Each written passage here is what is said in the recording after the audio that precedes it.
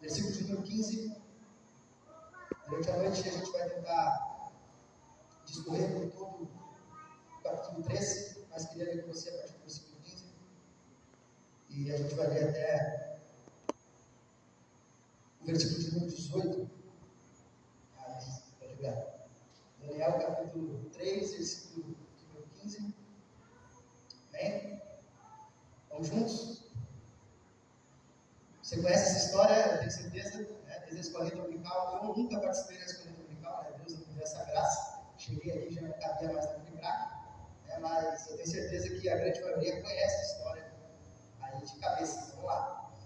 Daniel capítulo 3, versículo 15. Pois agora, quando vocês ouvirem o som da trombeta, do pífano, da cítara, da harpa, do saltério, da flauta dupla, de toda espécie de música, se vocês se dispuserem a prostrar-se em terra e adorar a imagem que eu fiz, será melhor para vocês. Mas se não a adorarem, serão imediatamente atirados numa fornalha em chamas, e que Deus poderá livrá-los das minhas mãos.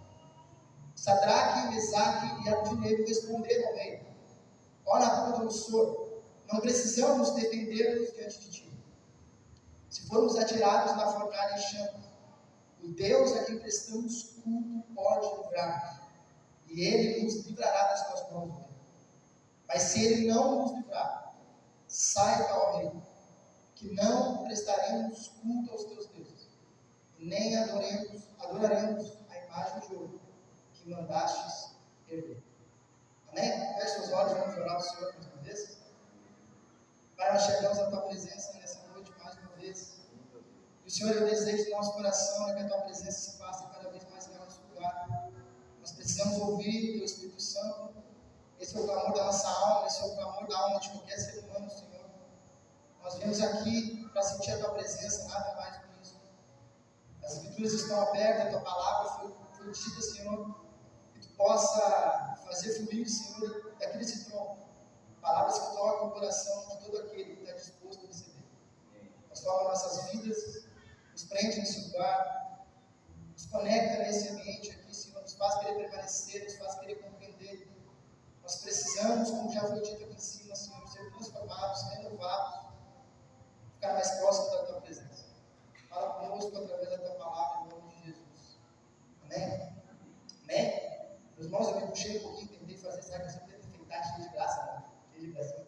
Mas enfim, fiz correndo no arte.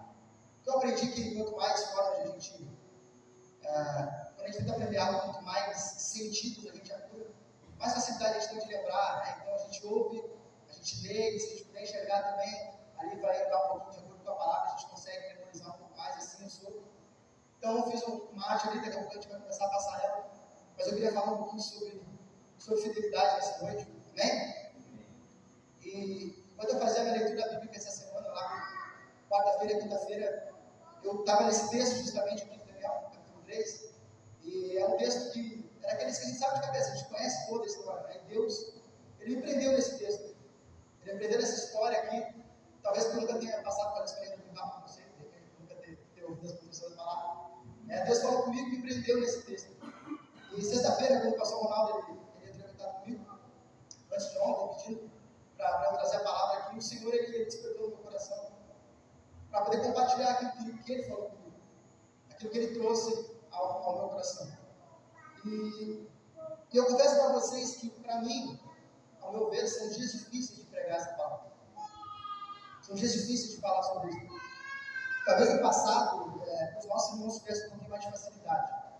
Se o pastor Ronaldo estivesse aqui, eu perguntaria para ele, os presbíteros aqui, ou aqueles pregadores com mais tempo de casa, talvez há 10, 20, Patrícia, 30 anos atrás, fosse um pouco mais fácil, ou talvez bem mais fácil, pregar essa história de Sadraque, Mesaque e Abdinego na fornalha, porque, irmãos, existe uma mensagem na fornalha. Você pode falar isso, olha para você que está do seu lado e diz, existe uma mensagem na fornalha. E eu digo que é difícil pregar nos dias de hoje, porque a gente vive uma mentalidade escapista nos dias de hoje. A gente não quer passar por um problema, a gente não quer passar por tribulação, a gente não deseja passar por aflições, a gente não gosta de ouvir isso, a gente não quer permanecer nesse lugar, a gente quer fugir desse lugar. A A gente não quer estar nesse tipo de ambiente. A gente quer desaparecer desse tipo de ambiente. A gente não quer viver no meio de um problema, no meio de uma tribulação. A gente quer distância de todas essas coisas. A gente não gosta muito de ouvir, a gente não gosta de provas, a gente deseja soluções. Nos dias de hoje, a gente prefere ouvir pregações de que, pastor, Deus irá te libertar, Deus irá te retirar, do que Deus vai estar contigo no meio dessa prova. Parece que antigamente, irmão Luciano, era mais fácil de falar sobre isso. Eu com certeza deve ser mais fácil. A gente quer escapar, a gente quer fugir. Até quando a gente pensa, Robson Perry, na volta de Jesus, no arrebatamento, quando a gente pensa na volta de Jesus, admita, muitas vezes a gente pensa mais em nós do que nele. A gente pensa mais em nós, na volta dele, do que o próprio Jesus. A gente deixa de pensar na glorificação do Filho. A gente deixa de pensar em o que o Filho vai fazer na terra quando voltar. A gente deixa de pensar em todo o seu poderio, em toda a sua coroação. E a gente passa a pensar em nós. Jesus vem aqui, me retira daqui, me leva para um lugar bom, eu não quero mais. Eu não sou daqui, me afasta daqui. Eu não quero mais problemas, eu não quero mais tribulações. Me arranca daqui. E quando a gente pensa na volta de Jesus, a gente pensa uma coisa: Jesus vai me levar para um lugar onde eu não vou ter mais problema. Eu já não vou ter mais tribulação. Depois eu penso nele, primeiro eu penso em mim, até mesmo na volta de Jesus. A gente vive uma geração, e eu me incluo nessa geração, escapista. A gente quer fugir do que é ruim. A gente não consegue viver em paz e permanecer quando a gente está passando por uma aflição. Canso de conversar com pessoas que, quando estão passando por uma aflição, é difícil de pensar. Não conseguem raciocinar, não conseguem entender o que estão passando. Querem sair dali. Depois que sair, raciocina. Depois que passar, é que começa a refletir. A gente vive uma geração, todos nós, todos escapistas, a gente quer sair dali. A gente quer sair dali. Por isso que a mensagem está formada. É uma mensagem difícil de pegar. Portanto, meus irmãos, a gente precisa entender que o reino de Deus ele se resume a uma palavra: fidelidade. Você pode repetir isso? Fidelidade. Fala mais alto aí: fidelidade. O reino de Deus se resume a isso. O próprio Jesus, em Apocalipse, capítulo 2, versículo 10, na parte B do versículo, ele diz: seja fiel até a morte, e eu lhe darei a coroa da vida. Jesus está falando: seja fiel toda a sua vida, até você morrer. Faça a sua parte enquanto você está vivo em fidelidade, que depois que você morrer, eu faço a minha parte. Jesus está dizendo: seja fiel até a morte. Seja fiel em todos os problemas, em todas as situações, inclusive no seu leito de morte. Seja fiel até seu último respiro. Seja fiel até o seu último olhar, a sua última palavra, o seu último dizer. Seja fiel até o final. Durante todo o período da sua vida, seja fiel. Porque se você for fiel, eu faço a minha parte. E te entrego uma coroa da vida eterna. Amém? Santidade, devoção, ministério, todas essas coisas que você pode pensar, começam e terminam com fidelidade. Tudo é resto. Tudo é consequência. Tudo é depois dessas coisas. Tudo começa e termina com um crente fiel. A fidelidade baliza tudo. A fidelidade começa todas as coisas e termina todas as coisas. Deus é um Deus que exige fidelidade. Amém? Você está entendendo? Ser fiel a Deus é ser fiel aos seus princípios, aquilo que Ele decretou. Ser fiel a Deus é fazer a sua vontade, independente de todas as coisas, independente de todas as situações, independente de qualquer época da sua vida. Ser fiel é dizer não para o resto das coisas, independente de tudo também. Ser fiel a Deus é dizer sim para Ele e não para o resto. Tem um teólogo que eu gosto muito, que ele fala o seguinte: quando a gente crê em Jesus, a gente aceita Ele. É um sim e um não ao mesmo tempo. É sim para Ele, para todas as coisas dele, e não para todas as outras coisas. É um sim e um não. Ser fiel a Deus. E a fidelidade, meus irmãos, de acordo com toda a palavra de Deus, ela precisa ser testada. Assim como o ouro, quando ele é refinado no fogo. A fidelidade do cristão, ela é testada. Até porque em toda a área da nossa vida que envolve fidelidade, ela também é testada constantemente. Seja qual for a área da sua vida. O Bica e a Patrícia acabaram de falar sobre casamento, inclusive eu estou fazendo uma chance. Faça um curso, vale muito a pena mesmo. Tá bom? Faça isso. Homens ao máximo, mulheres ao máximo. Que Deus tem aqui na nossa igreja um monte de homem máximo, um monte de mulher. Amém? Dei um spoiler, falei essa, vou falar. Bastante aqui já viu comigo, eu vou esperar.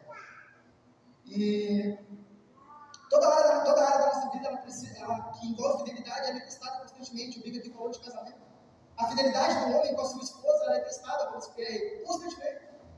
Você precisa dizer não para a sua carne, para as suas convicções, para a sua vontade. Você precisa recusar os prazeres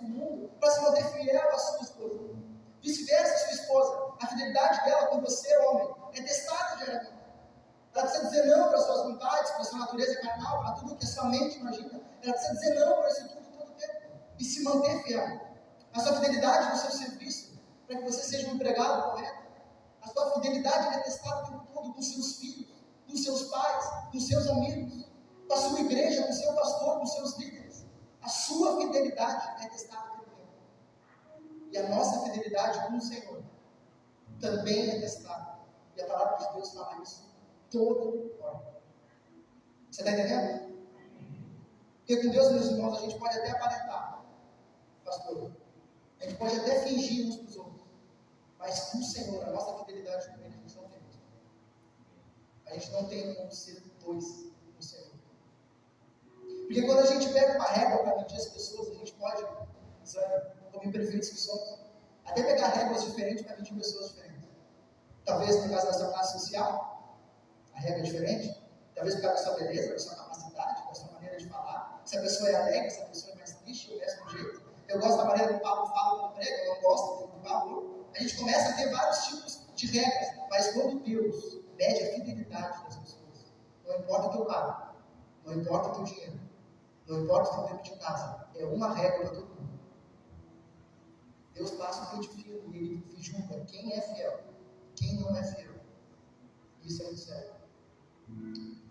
A mensagem da fornalha, meus irmãos, eu creio que é cada vez mais difícil de pregar, porque pensa comigo, Stephenson, Deus permitiu que 3 jovens, aqui talvez já não eram tão jovens assim, mas quando chegaram na Babilônia eram jovens, aqui provavelmente se passaram 10, 15 anos depois que eles chegaram na Babilônia, mas vamos lá, talvez tivesse a minha idade, eu fiz o cálculo, 28, 30 anos, é jovem, né? Então, 3 jovens, vamos tratar assim.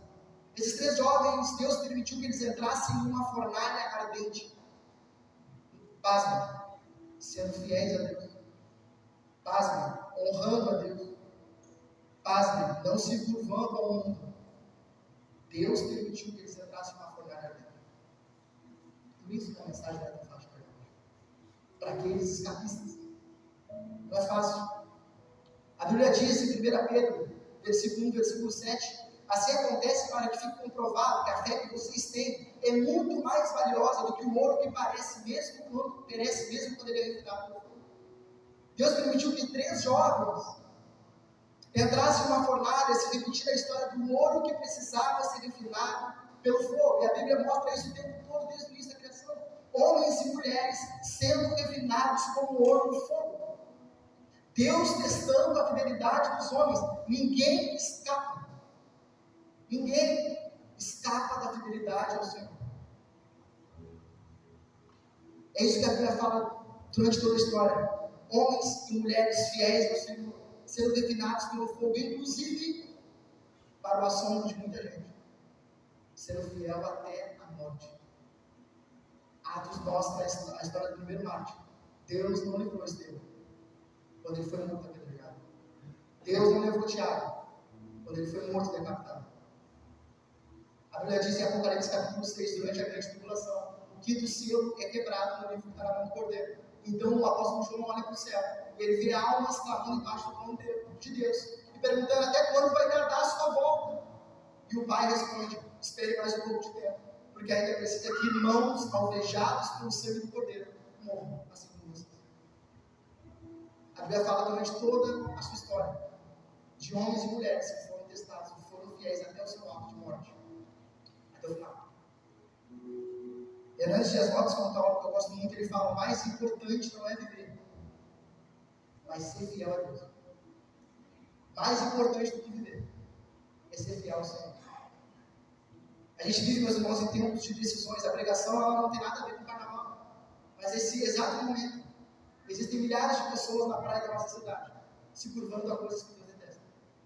Amanhã a mesma coisa, passaremos aí 4 dias no ápice da profanidade e da imundícia na praia da nossa cidade. Pessoas se curvando aquilo que Deus detesta e despreza.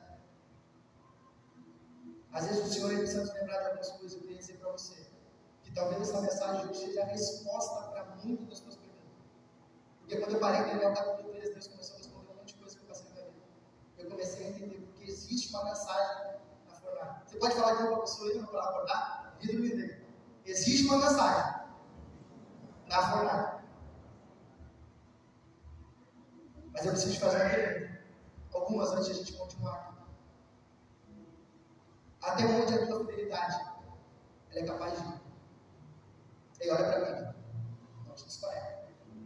Até onde a tua fidelidade é capaz de ir? Até onde você é fiel? Qual é o teu preço? Pela tua fidelidade a Deus?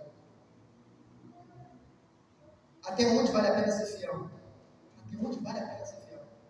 Uma vez antes de ter o meu carrinho, eu tinha outro carrinho. Só que o outro carrinho que eu tinha, um Ninho, ele era peladinho ainda, não. Teve peladinho ainda também não. Mas agora que está rico lá no cassino, tá bem shop, tá de coisa, um pouco vai ter mais espaço para nada. Eu tinha um Ninho peladinho e eu queria vender ele, nossa. Vendi ele, só que o carro ele não tinha. Meu carro ele não tinha nada, ele era só 2 portas e motor. Mas se botar uma escadinha em cima do ele, se acontecia. Muito louco. E aí, eu tinha 170 né? Então eu tinha isso no carro. E aí, eu lembro que eu precisava vender ele. Só que a fita do carro era 14 mil, mas o carro ele era desvalorizado, porque ele não tinha ar-condicionado, ele não era 4 mil.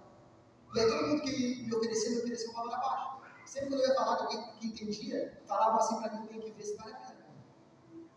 Tem que ver se vale a pena. E Deus me lembrou desse episódio, porque quando Ele colocou essa pergunta no meu coração: até onde vale a pena ser fiel? Até onde vale a pena para você? Você tem um limite de fidelidade ao Senhor? Ou será que não tem preço? A gente vive uma geração onde Deus, meus irmãos, tem sido abandonado tão fácil. Tão fácil. Semelhante a Judas quando trocou ele por algumas moedas de ouro. Temos uma geração de pessoas, meus irmãos, que só esperam uma oportunidade qualquer lá, para abandonar Deus. Não tem mais nenhum tipo de resistência.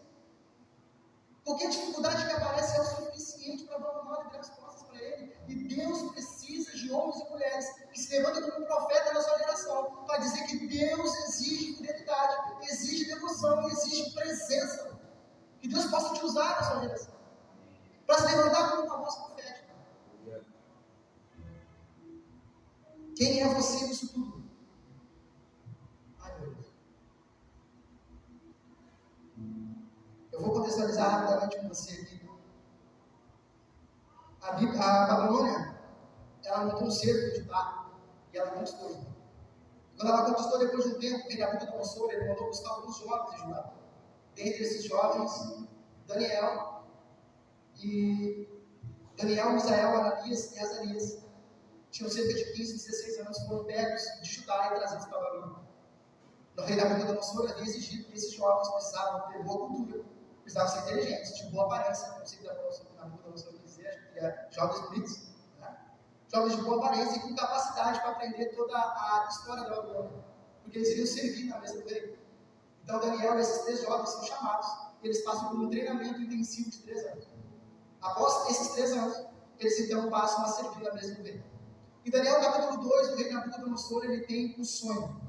E esse sonho começa a transformar ele de uma maneira, pastor, totalmente fora do mundo. Ele tem um sonho de uma grande estátua. Preste atenção, a cabeça da estátua era de ouro, o peito era de prata, o ventre era de bronze, as pernas eram de ferro e os pés eram de ferro misturado com barro. E ele então começa a ficar totalmente transformado com aquilo. E ele chama todos os astrólogos da Babilônia e diz: olha, vocês precisam me dizer qual é o meu sonho. Eles dizem: tá, me diz o sonho que a gente quer ver. Eu não vou dizer o sonho contigo, eu quero que vocês adivinhem qual é o sonho contigo. Eles dizem: mas isso não se pede para ninguém, ninguém está maluco. Eles: pois é, não sabe? Então mata todo mundo. Para que serve astrólogo e magos se ninguém sabe revelar? Eis que se levanta um jovem, Vitor, de mais ou menos 18, 19 anos, bonitão, inteligente, chamado Daniel. A Bíblia diz que os 3 jovens, Sadraque, Mesaque e Abednego, Deus deu sabedoria. Mas para Daniel, Deus deu sabedoria e revelação de sonho. Daniel, então, ora a Deus, pede para que Nabucodonosor não mate ninguém. E Deus, então, em um culto de oração, junto com seus amigos, está lá em Daniel capítulo 2, Deus entrega a revelação do sonho para Daniel. Daniel vai até o rei e diz para ele: rei, eu sei qual é a revelação do teu sonho, foi Deus que entregou. E o rei pergunta: qual é? Eu vou dizer para você. Você viu uma estátua, cada estátua com uma parte de metal. Eu quero dizer para você que cada parte da estátua é um reino que vai suceder o outro. A gente sabe através da história que a parte de ouro era a Babilônia, o reino do próprio rei Nabucodonosor. A parte de prata era a parte da Pérsia, que viria depois. Bronze, a Grécia. Ferro, Roma, no tempo de Jesus. E os pés misturados de ferro e barro era um reino futuro, que faria alianças políticas antes da volta de Jesus. E Daniel diz: mas tu viu mais uma coisa. Tu viu uma pedra saltar os céus, sem auxílio de mãos humanas. Essa pedra deu conta da estátua e derrubou todos os reinos da terra. Essa pedra, rei, se tornou uma montanha que cobriu toda a terra. Essa pedra não é governada por nenhum homem. Essa terra, ela vem direto dos céus. Essa terra tem origem nos céus. Essa pedra pertence a Deus e terá um reino que não terá mais fim. O rei Nabucodonosor encheu o seu coração, promoveu Daniel, e aí nós chegamos então em Daniel de número 3, que é onde nós estamos. Amém? Você está entendendo? Está muito rápido. Então eu quero que você imagine rapidamente aqui uma série com 5 episódios curtos. Quem gosta de ver Netflix? Né? Levanta a mão. Tá, mais fácil. Levanta a mão aí. Ninguém gosta mais. Ninguém. Meia dúzia que gosta. Tá, The Chosen na Netflix. Tem que ver The Chosen lá. Levantou todo mundo. Então na Netflix a gente tem, né, os seriados ali, né? Vamos imaginar um seriado com 5 episódios, pode ser ou não? Vou passar rapidamente aqui alguns minutos. Imagina que Daniel capítulo 3 seja um seriado da Netflix com 5 episódios. E a gente vai transcorrer por ele aqui bem rapidinho, para a gente poder entender que existe uma mensagem lá naquela fornalha. Eu tenho certeza que Deus vai falar isso no seu coração nessa noite. Tá bom? Eu quero que você preste atenção nos personagens. Vamos nos coadjuvantes. Nabucodonosor, um homem extremamente com alto grau de encapetamento. Basta. Imagina um opressor. Imagina aquele que tem a vontade de fazer com que as pessoas adorem tudo que é anti Deus. Ok? Esse é Nabucodonosor. A estátua são as nossas paixões carnais, nosso ponto fraco, aquilo que a sua carne está louca para construir. Sabe aquele lanche que muitos já estão pensando aqui quando vão ver? Você disse, eu já pensei. Relaxa. Imagina a sua carne louca de vontade. Essa é a estátua, louca para saciar a vontade da sua carne.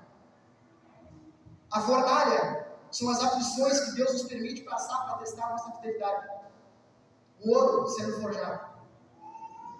Os babilônios são os ímpios que não são comprometidos com o reino de Deus.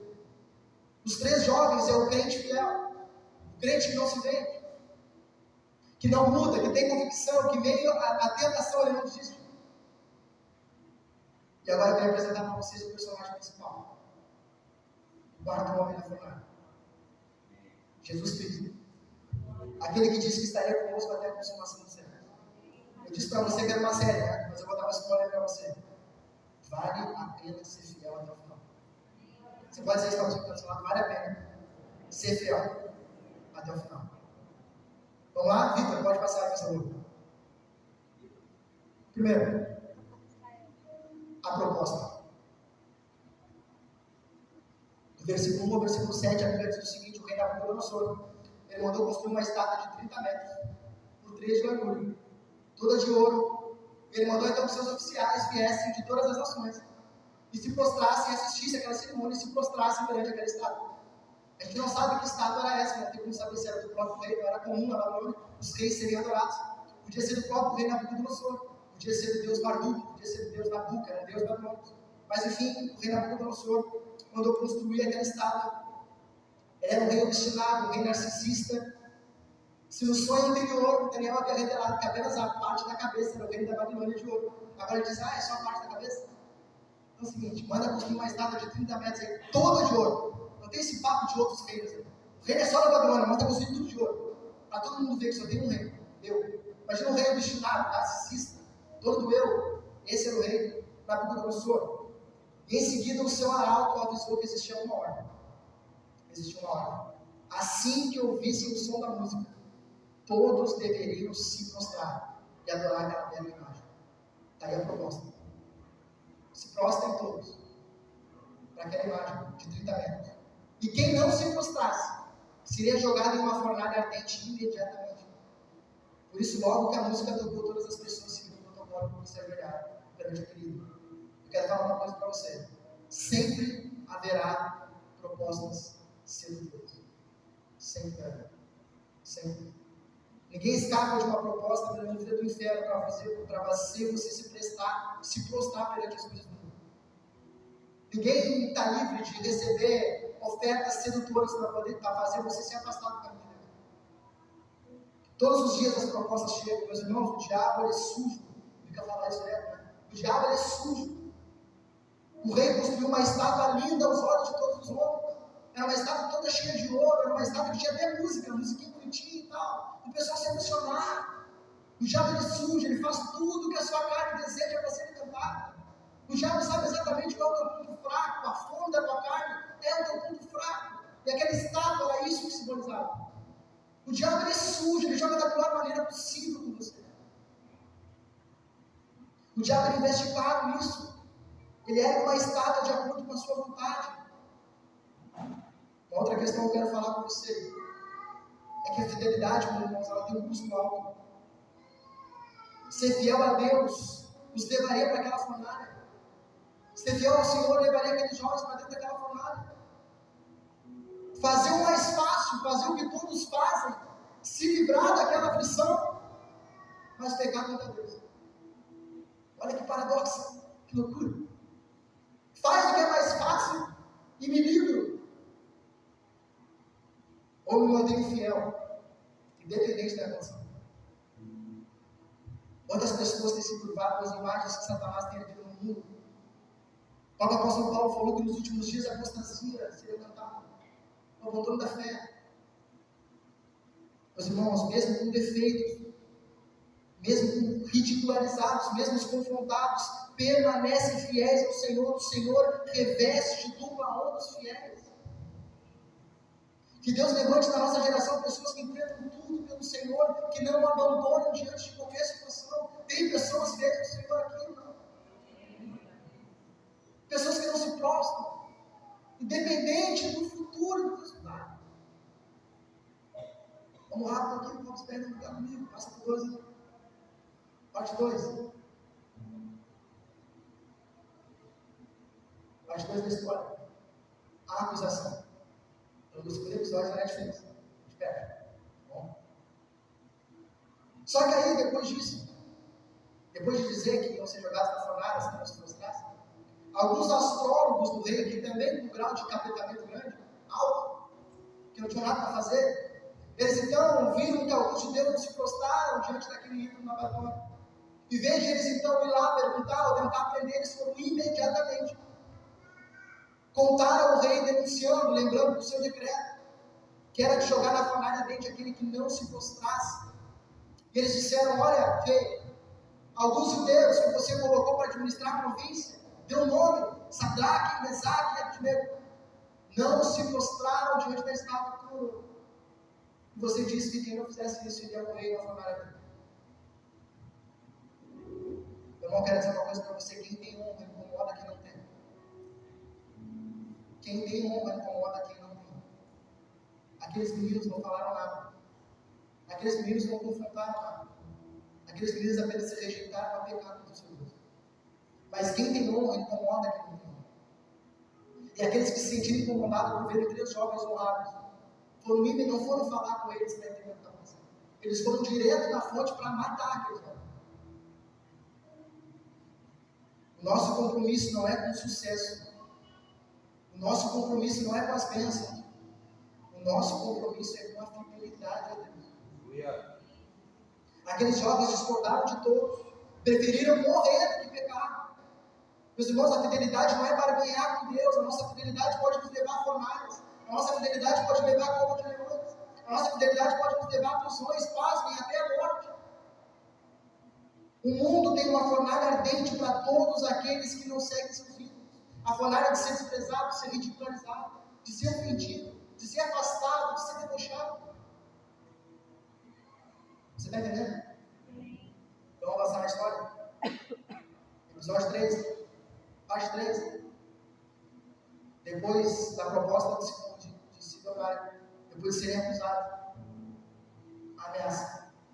Versículo 3 ao versículo 15. O rei Saul soube disso e chamou os 3 jovens da presença, na sua presença. E quando ele chamou os jovens, ele chegou e disse: é verdade que vocês não se prostraram diante da estátua? Perguntou para os jovens. Vou dar uma segunda chance para vocês a próxima vez que a música tocar. É melhor que vocês se prostrarem. É melhor para vocês se prostrarem. Não permaneçam do jeito que vocês ficaram a primeira vez. Se prostrem. Olha o rei da vida dando uma segunda chance para os 3 jovens. É verdade que você não se prostrar, eu vou fingir que eu não vi. E vou dar mais uma chance para você. Se prostrem a próxima vez. Mas se não se prostrarem, eu vou jogar vocês imediatamente na fornalha. E que Deus pode salvar vocês da fornalha que eu jogar? Vocês conhecem a fornalha ardente? Uma prática aqui no nosso reino. Entrou e morreu queimado. Meus irmãos, eu quero dizer uma coisa para você. O diabo, ele tenta nos persuadir. Faz desse jeito que é melhor. Anda por esse caminho que é melhor. Você foi roubado, você foi traído. Para de seguir do mesmo jeito. Muda, cara. Faz o que é mais fácil. Para de se manter fiel. Para de se manter desse jeito. Faz assim que é melhor. Pastor, é a mesma frase que Nabucodonosor. Faz que é melhor. Se prostra que é melhor. Baixa a guarda, para de lutar. Você já sofreu tanto, cara. Nabucodonosor tentou intimidar aqueles jovens. Faz o que todo mundo está fazendo que é melhor para você. Mas aqueles jovens sabiam que só Deus sabe o que é melhor. Eu quero dizer uma coisa para você. Só Deus sabe o que é melhor para a sua vida. Eu quero dizer uma outra coisa. O diabo não tem moral para ameaçar crente nenhum. Entenda isso em nome de Jesus. O diabo, ele usa golpe baixo. Ele usa o nosso passado. Ele usa de acusações, de erros. Mas eu quero dizer que ele cometeu o maior erro de todos. O diabo não tem moral para condenar ninguém. Eu quero dizer que não existe dívida nenhuma para ser paga. A dívida já foi paga pelo sangue do Cordeiro. Eu quero dizer em nome de Jesus, se tem famílias, pessoas que hoje necessitam intimidadas por acusações vindas de Satanás. Eu quero dizer que hoje o Senhor quer essa coisa. Amém? Amém. A quarta parte.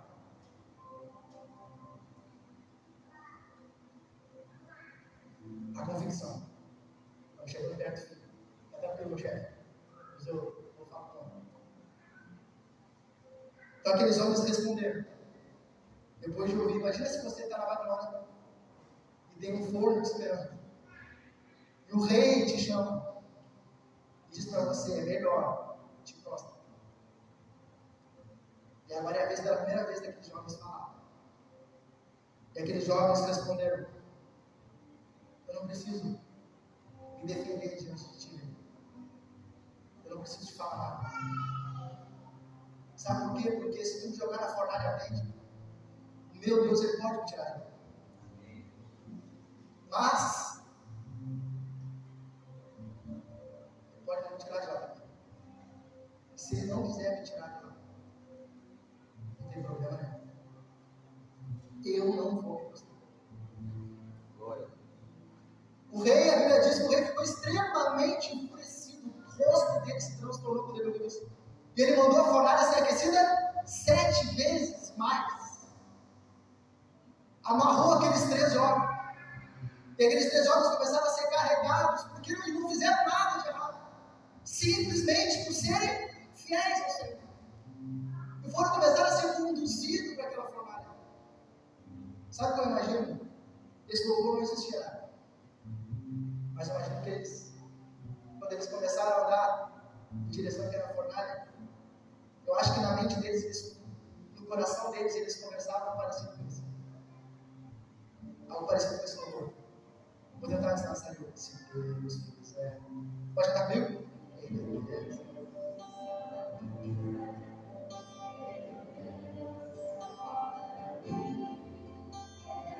Vai se fechar. Certo?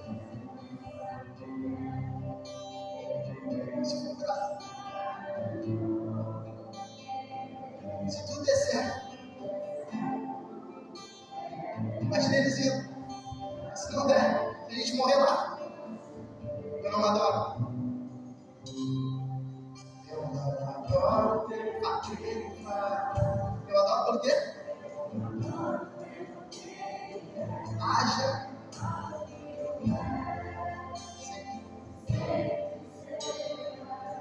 Você pode repetir isso mais uma vez? Eu adoro.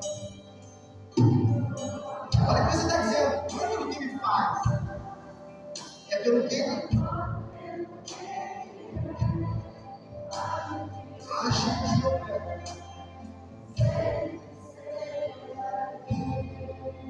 Meu irmão, eu quero dizer uma coisa para você. fidelidade é não abrir discussão com o pecado. Não tem conversa. Mas faz, não, comigo não tem conversa, eu vou me próximo dele. Mas e para lá tu vai morrer, então que eu morra, mas eu morro em nome de Deus. Eu não me prostro, eu não mudo, eu continuo sendo fiel, não tem discussão. Meu rei, eu não converso contigo sobre isso. Quer conversar sobre o quê? Eu sou líder de província, eu converso sobre qualquer coisa contigo. Mas se prostra, não, isso não tem conversa. Eu não abro discussão com o pecado. Eu não converso com ele, não tem diálogo. Fidelidade é passar por aquilo que Deus nos permite passar sem murmurar. O destino é uma fornalha pela minha fidelidade, não tem problema. O meu destino é ser ridicularizado, não tem problema. O meu destino é ser abandonado, não tem problema, mas eu não me curvo. Eu não me curvo. Fidelidade é amá-lo pelo que ele é, não pelo que ele pode me dar. Foi isso que eles disseram. O Deus pode me livrar lá da fornalha, mas se ele me livrar, meu rei, não tem problema. Eu morro lá. E aqui a gente começa a chegar no ápice e no fim da mensagem. E se Deus não quiser tirar você, ainda hoje onde você está passando? Difícil de ouvir hoje, eu falei lá nisso. Que talvez a mensagem da fornalha não seja tão fácil de pregar nos dias. Assim como aqueles jovens, talvez Deus queira te mostrar de dentro da fornalha. Que é de dentro da fornalha que Ele quer glorificar o nome dele na tua vida. Já parou para pensar que de repente Deus não está te esperando lá de fora? De repente a mensagem de Deus para você na sua vida é aí onde tu está passando mesmo. Não é lá fora, é aí mesmo. É aí dentro. E a última parte. No final. Você pode repetir isso? A dupla. Eles foram amarrados, jogados na fornalha e o rei foi ver. Aqui é muito bom. Alguém vai me ajudar aqui. O Douglas venceu o soldado Babilônia. Peraí, a gente vai fazer a encenação aqui, Tiago. O rei mandou os 13 lá, os 3 subiram amarrados. Então, quando eles estão lá em cima da colina, no alto do fogo, os homens que estão levando aqueles homens morrem, porque é tanto fogo, com 7 vezes mais aquecido, que quem está levando eles morre. E eles caem lá dentro. Eram 3 homens. Aí o rei Nabucodonosor vai olhar de longe. E aí ele olha pela lateral, ele começa a olhar e o rei começa a ter problema de matemática. Quem começa? O menino Sadraque, o menino Mesaque e o menino Abednego. Aí ele volta para trás e pergunta assim para o soldado dele: quantos homens a gente entrou dentro? 13. Mas tem 4 lá dentro. Tem 4 lá dentro, então é isso. Um é semelhante ao Filho de Deus. E o pior não é isso, o pior é que eles estavam amarrados e agora eles estão soltos. E o pior não é isso, agora eles estão dando volta dentro da fornalha. Você não está entendendo? Vou repetir. Quantos tinham? 3, mas eu estou vendo 4. E um deles é semelhante ao Filho de Deus. E eles agora estão soltos, se dando volta no meio da fornalha. A gente precisa entender a mensagem da fornalha. Deus não nos livra dos problemas, mas nos problemas. Deus não impediu a fabricação da imagem, não impediu que Nabucodonosor acendesse a fornalha, não impediu a divulgação do decreto, não impediu a acusação, não nos livrou da fúria do rei. Deus transformou um instrumento de morte em instrumento de livramento. Ei, entenda isso nessa noite. O fogo era feito para matá-los, o fogo soltou eles. Eu quero que você entenda. Não sei qual é o fogo da fornalha que você está passando, mas isso que você acha que é a sua morte é a sua vitória. Um dia Deus irá te usar nisso que você está passando. Fique de pé nessa noite. Entenda que o fogo não serve para te matar, mas vai te servir para te promover. Talvez você esteja numa fornalha, mas o mesmo fogo que você acha que serve para te matar se virá para te livrar. Quando todos os recursos acabarem, a gente encontra livramento no homem dentro da fornalha. Deus desce do céu para estar com a gente do nosso lado na hora da pressão, nos vales, nas perseguições, nas dificuldades. O Deus da fornalha. Quando somos fiéis a Deus, meu irmão, Ele tem um encontro com a gente dentro da fornalha. Talvez eu diga: Paulo, eu estou vivendo com algo difícil, eu me sinto numa fornalha ardente, eu me sinto amarrado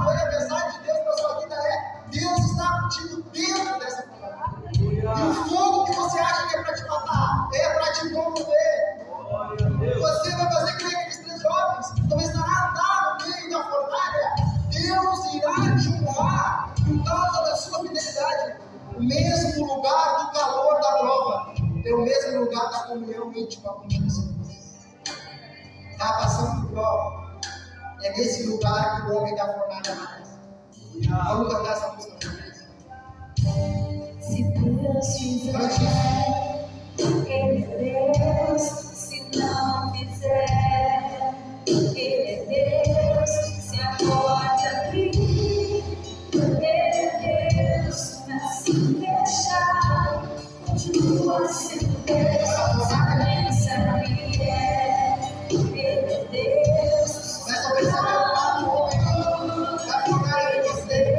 Se tudo der certo, Ele é Deus. Mas se não der, Qual o desafio? continua sendo Você tem que enfrentar com você ser servo. Qual o desafio você tem que enfrentar com ser servo do Senhor? Qual é o preço da fidelidade de Deus? Não tem preço.